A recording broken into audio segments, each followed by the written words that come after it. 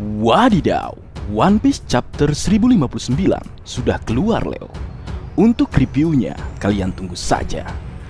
Baik, tanpa berlama-lama lagi, mari kita lanjut berlayar. One Piece chapter 1059 diberi judul Insiden Kapten Koby. Dimulai dengan cover story Germa Double Shield. Eksekusi tanpa emosi volume ke-18. Gas halusinasi Kaisar. Di cover story, kita bisa melihat Charlotte Katakuri dan Charlotte Open saling memukul karena gas halusinogen dari Kaisar. Chapter kali ini dimulai dengan sebuah kapal berlayar di laut dekat Pulau Sphinx atau tanah air Shirohige. Marco de Phoenix meninggalkan kapal dan berterima kasih kepada kru karena telah membawanya ke sana. Kapal itu adalah kapal bajak laut dari Akagami no Shanks. Akagami no Shanks bertanya pada Marco de Phoenix apakah dia tidak akan bergabung dengan mereka. Marco de Phoenix memberitahu Akagami no Shanks untuk berhenti bercanda. Dia lelah menjadi pengasuh para bajak laut besar. Shanks kemudian memberitahu Marco untuk tidak melebih-lebihkan karena dia tidak sedikit. Ben Beckman memberitahu Shanks bahwa dia ada, sementara nakama mereka menertawakan kaptennya. Semua orang mengucapkan selamat tinggal pada Marco saat dia terbang menuju Pulau Sphinx. Sebuah kilas balik dimulai. Itu terjadi di negeri Wano Kuni pada malam festival setelah serangan Admiral Ryokugyu. Ini adalah kilas balik tentang bagaimana Yamato yang tidak jadi ikut berlayar bersama Luffy. Luffy berkata, "Apa? Kamu tidak ikut dengan kami menjadi bajak laut?" Kemudian Sanji meneruskan, "Tidak, Yamato-chan." Kemudian Yamato berbicara, "Aku yakin kalian semua juga memperhatikannya kan? Insiden dengan pria hutan hanya diselesaikan berkat haki seseorang yang kuat. Kaido mungkin telah jatuh, tapi sekarang kita memiliki semua orang yang mengejar Wano Kuni. Aku tidak bisa membiarkannya. Bagaimana saya bisa bertualang sementara saya khawatir tentang apa yang terjadi dengan negara ini? Aku yakin kita berdua merasakan hal yang sama." Yamato berbicara dengan Luffy, benar-benar yakin dengan apa yang dia katakan. Dia bahkan mengedipkan mata pada Luffy dengan percaya diri. Luffy menatap Yamato dengan serius, tetapi dia mengerti apa yang dikatakan Yamato. Jadi dia menerima keputusan Yamato dan meninggalkan Momonosuke dan yang lainnya dalam perawatannya atau penjagaannya. Roronoa Zoro meminta Yamato untuk berhati-hati agar tidak menyakiti perasaan Momonosuke karena dia memiliki rasa bangga yang sangat kuat. Yamato memberitahu Zoro bahwa dia mengetahuinya. Yamato juga mengatakan bahwa dia akan mencari tujuan pribadi di Wano Kuni untuk lebih memenuhi dirinya sendiri. Sanji kemudian menangis atas keputusan Yamato. Terjawab sudah ya Leo, alasan mengapa Yamato tidak ikut berlayar bersama Luffy. Jadi tetap kukatakan, Yamato next nakama pada waktunya nanti. Dan berlanjut, Marco tiba terbang di mana Luffy dan yang lainnya berada. Kemudian Marco memberitahu Luffy bahwa kapal yang cocok muncul di dekat negeri Wano Kuni dan dia akan meninggalkan pulau di atasnya. Ada sedikit kilas balik Marineford ketika Marco menyuruh Jinbe untuk membawa saudara laki-laki S bersamanya setelah kematian S. Luffy kemudian berterima kasih kepada Marco karena telah membantunya selama perang puncak. Marco berkata, "Aku yakin S akan sangat senang jika dia tahu seberapa jauh kamu telah melangkah." Luffy tertawa. "Begitu ya," ucapnya. Marco kemudian terbang meninggalkan negeri Wano Kuni dengan satu pesan terakhir untuk Luffy. "Mulai sekarang, ini adalah eramu. Majulah dengan tekad." Luffy berteriak, "Tentu saja, aku akan melakukannya." Dan flashback berakhir. Kita kembali ke masa saat ini.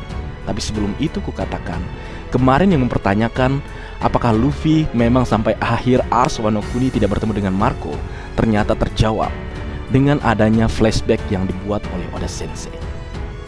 Kembali ke masa saat ini, berpindah ke Amazon Lily, Pulau Wanita. Bagian dari gunung besar di tengah pulau telah hancur. Gloriosa mengatakan ini adalah pertama kalinya manusia bisa menyerang pulau begitu dalam dan kerusakan di kota sangat besar. Boa Hancock mengatakan bahwa selama dia di pulau itu, musuh akan terus berdatangan. Ini disebabkan karena dia telah keluar dari Shichibukai. Hancock berteriak, "Sekarang situasinya sudah begini, aku ingin menikah dengan Luffy," ucapnya. Gloriosa berkata, "Kamu selalu menginginkan itu bukan sesuatu yang baru," ucapnya. Kemudian sebuah kilas balik baru dimulai. Itu terjadi selama serangan marinir atau angkatan laut beberapa minggu yang lalu. Angkatan laut berhasil mendobrak gerbang kota, tetapi Kuja melakukan serangan balik.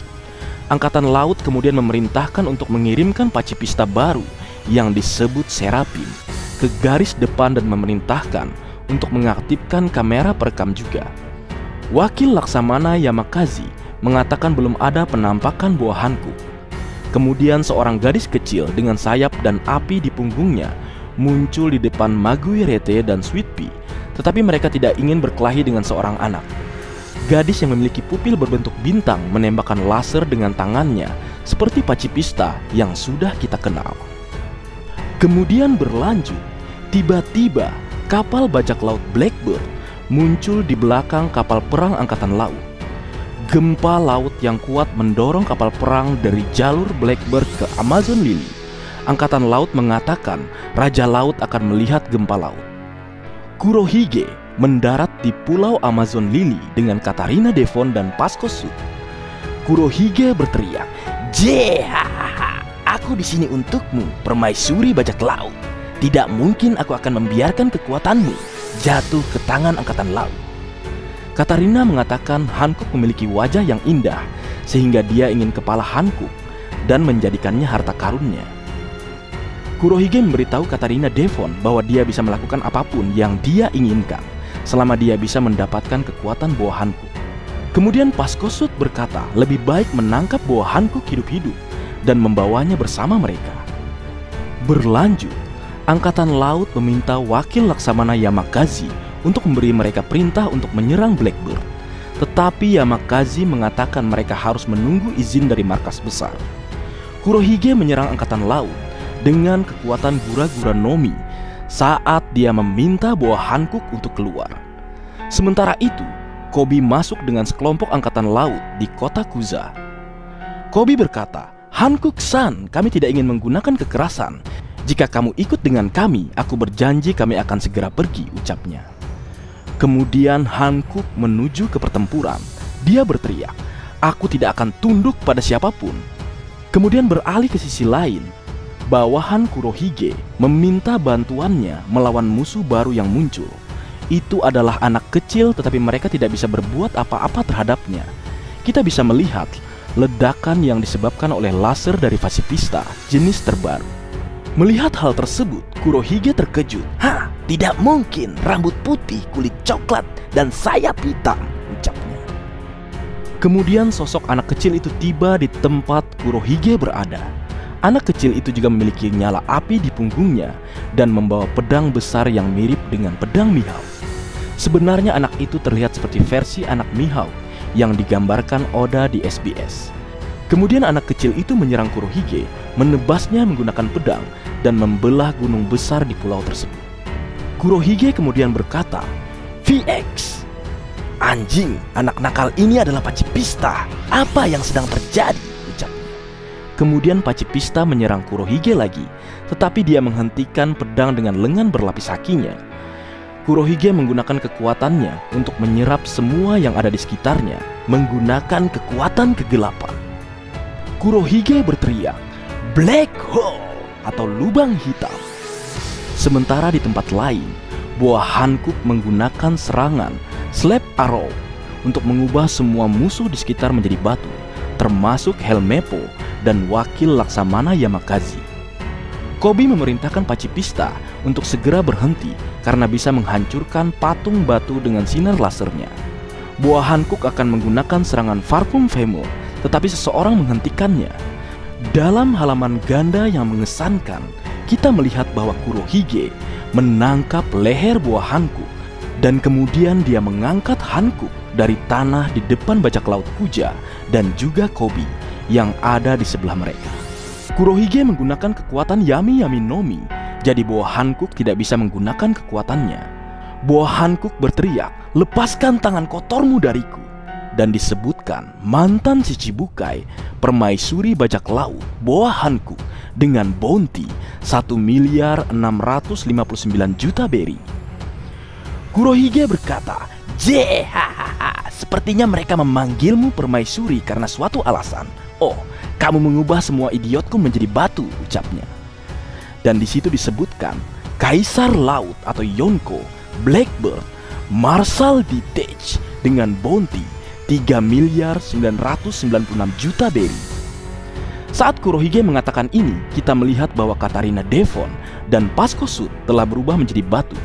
Dan di lain sisi, Koby tidak tahu apa yang harus dilakukan dalam situasi tersebut. Berlanjut, Kurohige memberitahu bahwa Hankook bahwa dia telah dengan sabar menunggu untuk mendapatkan kekuatan miliknya. Bahwa Hankook mengatakan kepadanya bahwa kekuatannya dibangun di atas kecantikannya sendiri. Jika Kurohige membunuhnya, mereka yang telah berubah menjadi batu akan tetap dalam keadaan itu. Bahkan, pengguna Mero-Mero Nomi berikutnya tidak akan bisa mengembalikannya. Koby mengatakan bahwa Hankook adalah masalah yang lebih besar dari yang dia duga. Kurohige berkata, situasi ini sepertinya tidak akan kemana-mana kan, pahlawan Koby? Kamu membantuku dalam insiden pelabuhan Rocky. Berkatmu aku bisa mengalahkan Ochoku atau Wang Ji dan menjadi bos dari Pulau Bajak Laut. Koby hanya terdiam. Kurohige lanjut berkata, apakah menurut Anda jika saya membiarkan dia pergi, dia akan menjadi baik dan membuat semua orang kembali normal? Koby lalu berkata, jika dia tidak membuat para prajurit kembali normal, ini akan menjadi masalah besar. Hankook kemudian berbicara, aku akan melakukannya jika kalian semua meninggalkan pulau. Mendengar hal tersebut, Kurohige meremas leher Hankook lebih erat. Kurohige berkata, dan itu bohong, saat aku melepaskanmu, kau akan mengubah kami menjadi batu, dan itu akan menjadi akhir kami kan? Sejujurnya, menurutku tidak mungkin seorang pria tidak terpengaruh oleh kekuatanmu. Ini situasi yang sulit, jadi kurasa aku harus membunuhmu saja, ucap Kurohige. Mendengar apa yang Kurohige katakan, Koby berbicara, jangan lakukan itu, jumlah korban akan terlalu besar, ucapnya. Namun tiba-tiba, seseorang dengan haki yang sangat kuat muncul. Ternyata orang itu adalah Silver Rayleigh. Rayleigh berkata, saya mengharapkan angkatan laut, tapi ini, bahkan pemandangan pulau telah diubah. Maaf Hankook, aku terlambat.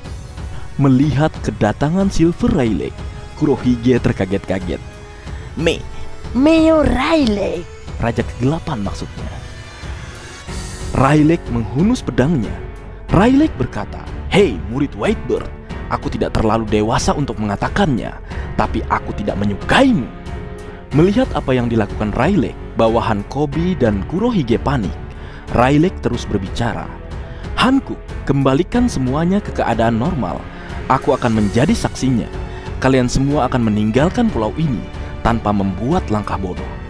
Dan kemudian cerita kembali ke Amazon Lily di masa sekarang atau masa saat ini. Kita bisa melihat bahwa Silver Rayleigh tidak tiba di pulau sendirian. Saki bersamanya dan kita menemukan identitas aslinya. Saki berkata, kemajuan selalu membawa masalah. Berkat kapal perang dengan batu laut Vegapunk, Calm Belt bukan lagi tempat yang aman.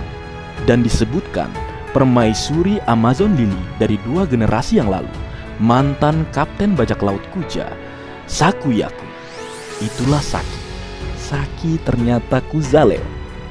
Sepertinya Saki inilah yang dikatakan sebagai permaisuri Amazon Lily yang pergi meninggalkan Amazon Lily karena badai cinta. Berlanjut, Rayleigh berkata, sejujurnya banyak hal yang menguntungkan bagi kita. Aku sudah tua sekarang, jadi aku tidak akan bisa mengalahkan Blackbird saat ini. Rayleigh mengatakan bahwa tampaknya Angkatan Laut percaya bahwa mereka akan dapat menggantikan Shichibukai dengan senjata baru yang mereka bawa ke pulau tersebut.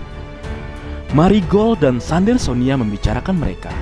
Marigold berkata, di akhir pertempuran 2 orang itu. Sandersonia melanjutkan, mereka tidak memiliki satu goresan pun. Dan anehnya, salah satu dari mereka terlihat persis seperti kakak perempuan kita ketika dia masih kecil. Kemudian kita bisa melihat gambar wajah Serapim yang digunakan Angkatan Laut di Amazon Lily.